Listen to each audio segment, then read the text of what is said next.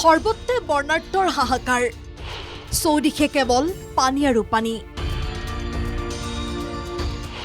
এতিয়াও স্বাভাৱিক হোৱা নাই শিৱসাগৰৰ বান পৰিস্থিতি গৌৰীসাগৰত আজিও পাতিব পৰা নাই মাতৃৰ দহা মনোজ দুৱৰাই উজনি অসমৰ শিৱসাগৰ জিলাসহ বিভিন্ন স্থানত বানাক্ৰান্ত লোকসকলৰ এতিয়াও হোৱা নাই স্বাভাৱিক জীৱন যাত্ৰা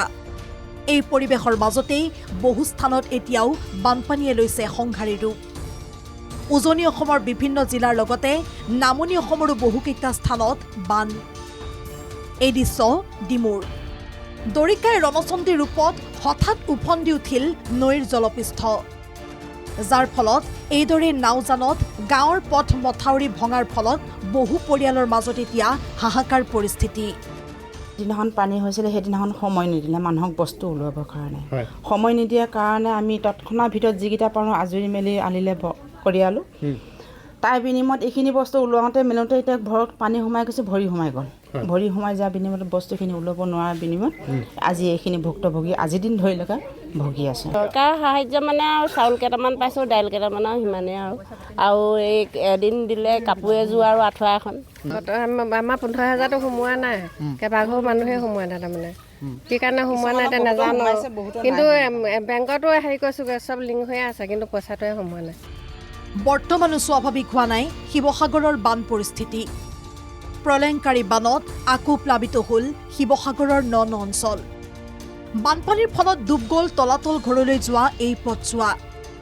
ইফালে গৌৰীসাগৰত চাৰিংদুৱাৰা পাৰত মনোজ দুৱাৰাই আজিও পাতিব পৰা নাই মাতৃৰ দহাকাজ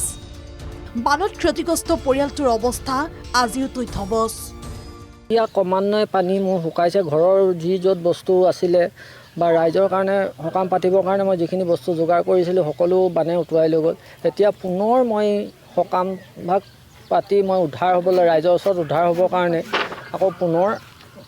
মানে সকামটো এমাহত পাতিবলৈ থিৰাং কৰিছোঁ আৰ্থিকভাৱেও ক্ষতি হৈছে মোৰ মানে আপোনাৰ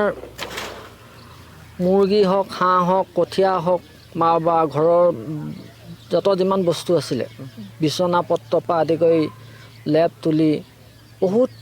সামগ্ৰী মোৰ পানীত নষ্ট হৈছে বিশেষকৈ মাৰ মানে স্বাৰ্থৰ কাৰণে যিখিনি সামগ্ৰী গোটাইছিলে সেইখিনিও নষ্ট হ'ল কল বনৰ পৰা আদি কৰি মাহ চাহৰ পৰা আদি কৰি ভকতৰ কাৰণে যিখিনি হৈছে ইমান পটককৈ বস্তুটো আহি গ'ল মানে মই কোনো হেৰি কৰিবই নোৱাৰিলোঁ ইফালে চামগুৰি সোণাৰীবালিৰ 9 আৰু 10 নং ৱাৰ্ডত কলংখুটিৰো বাঢ়নি পানী সোমাইছে ডিজুনৰ পানী ক্ৰমাৎ বৃদ্ধি পোৱাৰ লগে লগে চামগুৰিৰ বিভিন্ন প্ৰান্তত এতিয়া অধিক অৱনতি ঘটিছে পৰিস্থিতিৰ ইফালে নগাঁও উৰিয়া গাঁৱতো বানৰ কবলত পৰিছে বহুকেইটা পৰিয়াল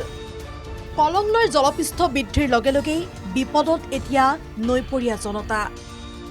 বোকাখাতৰ কেইবাটাও স্থানত মন্ত্ৰী অতুল বৰাই বান প্লাবিত হোৱা বহুকেইটা অঞ্চল পৰিদৰ্শন কৰে মই য'ত আহিছোঁ এইটো কালিৰে পৰা ইয়াত আকৌ আশ্ৰয় শিবিৰ হৈছে ইয়াত 171মান আছে আৰু আমাৰ প্ৰশাসনে যিখিনি তেওঁলোকক ছাপোৰ্ট দিব লাগে খোৱা বোৱা ফেনাইল ব্লিচিং পাউডাৰ সকলোখিনি যোগান ধৰা বুলি কৈছে মই খা খবৰ ল'লোঁ CDCও আছে পঞ্চায়তো আছে পৰুৱাবাৰীখনত মই দেখিছোঁ যে অলপ কেইটামান পইণ্ট আছে য'ত মথাউৰিবিলাক অলপ দুৰ্বল হৈ আছে সেইখিনি ক্ষেত্ৰত আমি যাৱতীয় ব্যৱস্থা ল'বলৈ ইতিমধ্যে ৱাটাৰ ৰিচোৰ্চ ডিপাৰ্টমেণ্টৰ বিষয়াক আমি নিৰ্দেশ দিছোঁ ইফালে চন্দ্ৰপুৰ ধেমাজি জামুগুৰিহাট জুৰিয়া কলিয়াবৰ মৰিগাঁও নুমলীগড় সোণাৰী আদি বহু স্থানত আজিও অপৰিৱৰ্তিত হৈ আছে বান পৰিস্থিতি মুঠৰ ওপৰত শাওণমহীয়া বানে এতিয়া দিশহাৰা কৰিছে সাধাৰণ জনতাক